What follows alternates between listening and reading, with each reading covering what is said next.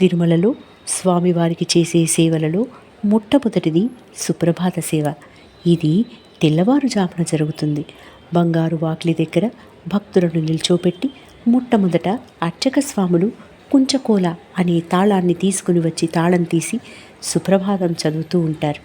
ఎదురుగా జగదానందకారకుడు స్వామి, అటువైపు అర్చక స్వాములు కౌసల్యా సుప్రజారామ పూర్వా సంధ్యా ప్రవర్తతే అని సుప్రభాతం పాడుతూ ఉంటే వినడం అనేది మాటలకందని మధురానుభూతి. తరువాత సన్నిధి గొల్ల లోపలికి వెళ్ళి కాగడా వెలుగులో మొట్టమొదట స్వామి దర్శనం చేసుకుంటారు.